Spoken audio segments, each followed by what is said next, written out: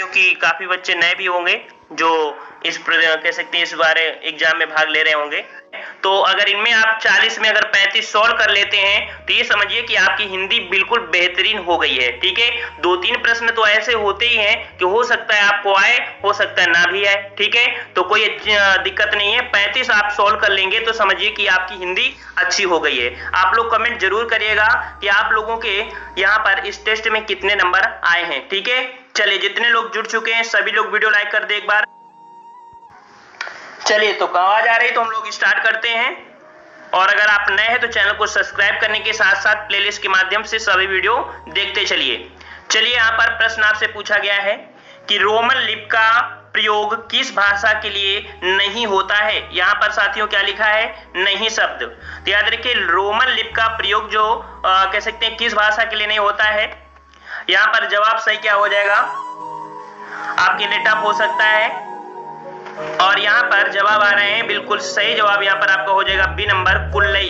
ठीक है, याद रखिएगा कि रोमन लिपि का प्रयोग जो आपका होता है वो कह सकते हैं स्पेनिश, जर्मन, फ्रेंच अर्थात जो विदेशी भाषाएं हैं वहां पर प्रयोग आपका रोमन का होता है। बल्कि एक कुल्लई भाषा जो आपकी है ये आपकी हिमाचल प्रदेश की क्षेत्रीय भाषा है। ठीक है, हिमाचल प्रदेश की क्षेत्रीय भाषा है, इस कारण ये रोमन लिपि की भाषा में प्रयोग नहीं होती है। याद रखिएगा ऑप्शन राइट आपका बी सही हो जाएगा।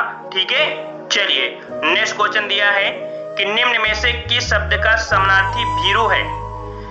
किस शब्द का समानार्थी भीरू है। भीरू तो आपको पता होना चाहिए भीरू का अर्थ क्या होता है, भीरू का समानार्थी क्या होता है।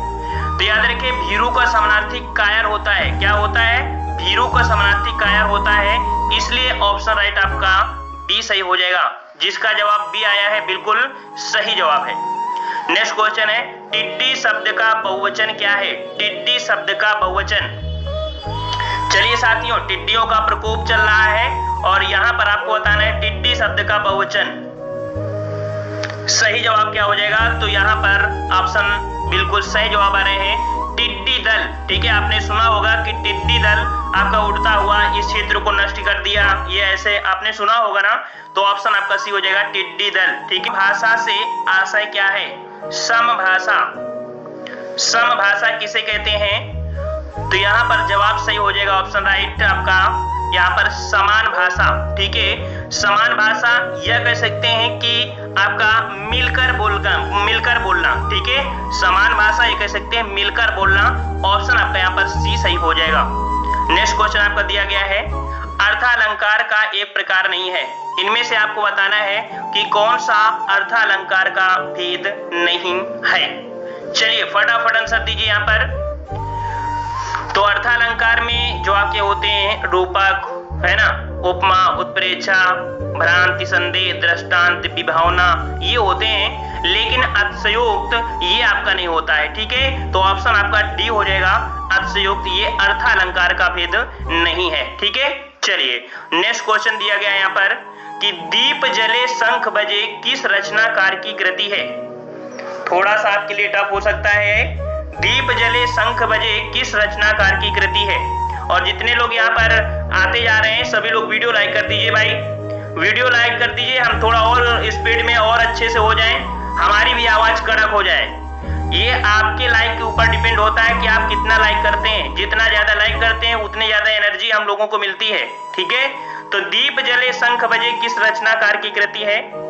यहाँ पर आपका जवाब सही हो जाएगा 6 का ऑप्शन राइट, डी नंबर हो जाएगा कन्हैयालाल मिश्र प्रभाकर की है। याद रखिए कन्हैयालाल मिश्र प्रभाकर की है। ठीक है, और नेक्स्ट क्वेश्चन की ओर आते हैं। क्वेश्चन आपसे अगला पूछा है कि रचना के आधार पर सरल वाक्य और वाक्य के भेद, अर्थात यहाँ पर ऐसा कौन सा ऑप्शन भर दिया जाए जो आपको यहाँ पर सही हो जाएगा। तो रचना के आधार पर सरल वाक्य, संयुक्त वाक्य और मिश्र वाक्य ये वाक्य के भेद होते हैं। रचना के आधार पर सरल वाक्य, संयुक्त वाक्य और मिश्र वाक्य अर्थात 3 प्रकार के भेद होते हैं, जो कि ऑप्शन राइट आपका यहाँ पर बी सही हो जाएगा। जिन साथियों का जवाब यहाँ पर बी आ रहा है बिल्कुल राइट आंसर है। चलिए नेक्स्ट क्वेश्चन दिया गया है कि इनमें कौन सा परिमाणवाचक विशेषण का उदाहरण नहीं है। चलिए साथियों नहीं शब्द है, और साथियों जरूर इसको ध्यान दिया करिए एग्जाम में नहीं शब्द। ठीक है, क्योंकि एग्जाम में जल्दी में आप गलती कराते हैं और ऐसा सबसे होता है। ठीक है, तो नहीं शब्द आपका दिया है और परिमाणवाचक देखिए 50 गज जमीन एक संख्या है अर्थात एक फिक्स है, 2 किलो 10 लीटर अर्थात ये फिक्स है ना, लेकिन अनगिनत तारे ये कह सकते हैं विशेषण आपका परिमाण विशेषण नहीं है। ठीक है, तो 8 का जवाब यहाँ पर क्या हो जाएगा, ऑप्शन आपका ए हो जाएगा, जो कि परिमाण नहीं है, ये अनिश्चित संख्या का बोध करा रहा है। ठीक है, चलिए साथियों नेक्स्ट क्वेश्चन आपसे आ गया है कि दिए गए विकल्पों में से कौन सा शब्द स्त्रीलिंग नहीं है। चलिए, दिए गए विकल्पों में से कौन सा शब्द स्त्रीलिंग नहीं है, 9 का जवाब दीजिए।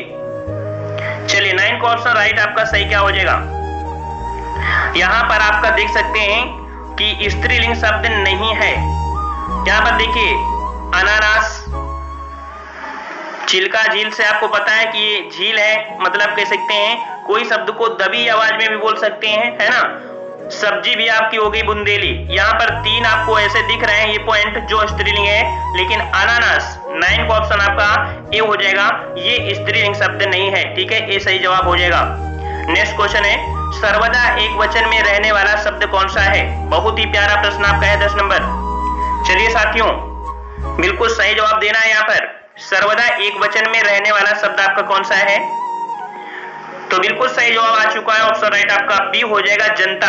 याद रखिएगा जनता शब्द जो होता है ये सदैव आपके एक वचन में होता है। ठीक है, चलिए नेक्स्ट क्वेश्चन आपका पूछा गया है, बताते हैं कि शब्द यहाँ शब्दों में चमत्कार है तथा बताते हैं कि यहाँ अर्थ में अद्भुत सौंदर्य है, अर्थात ऐसे कौन सा यहाँ पर ऑप्शन भर दिया जाए कि दोनों ही आपका सही हो जाएगा। तो यहाँ पर देखिए यहाँ पर शब्द है और यहाँ पर अर्थ है, तो देखिए शब्द अलंकार अर्थ अलंकार आपको मिल गया है।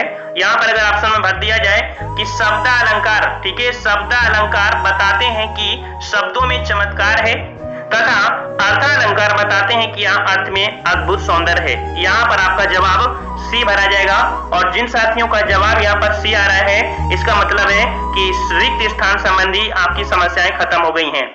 चलिए साथियों नेक्स्ट क्वेश्चन आपसे पूछा गया है, इनमें कौन सी विपरीत शब्दों की उचित जोड़ी नहीं है।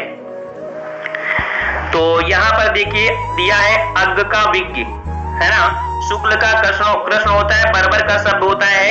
यहाँ दिया है अपाच्य, अपाच्य का दिया है कुपाच्य, जो कि गलत है। याद रखिएगा अपाच्य का कुपाच्य नहीं होता है। ठीक है, अपाच्य का कुपाच्य नहीं होता, तो होता क्या है, तो अपाच्य का होता है सुपाच्य। क्या होता है, सुपाच्य होता है। इस कारण से ऑप्शन आपका बी गलत दिया गया था। चलिए साथियों नेक्स्ट क्वेश्चन दिया है कि समानार्थी शब्द के आधार पर यमुना शब्द के लिए उचित समूह को चुनिए। चलिए यमुना शब्द का यहाँ पर उचित बताना है और काफी अच्छा टेस्ट है, सभी लोग वीडियो लाइक कर दीजिए अभी तक जिन लोगों ने लाइक नहीं किया है। और यहाँ पर यमुना के लिए उचित समूह यहाँ पर देखो आका दिया है, कालिंदी है और यहाँ भी कालिंदी है ना। अब बात आती है कि कृष्णा सूर्य सुता और यहाँ अबुध है या अम्बुद हो जाएगा। ठीक है, यहाँ पर देखिए कालिंदी कृष्णा और सूर्य सुता, ये आपका जो ऑप्शन बी है सही हो जाएगा। अब यहाँ भी कालिंदी है और सूर्य सुता है, लेकिन अबुध अर्थात अम्बुद। ठीक है, अबुध मतलब अम्बुद होता है, अर्थात ये बादल की पर्यायवाची है। ठीक है, तो इस कारण से ये आपका ऑप्शन गलत हो जाएगा, राइट आंसर आपका यहाँ पर बी सही हो जाएगा।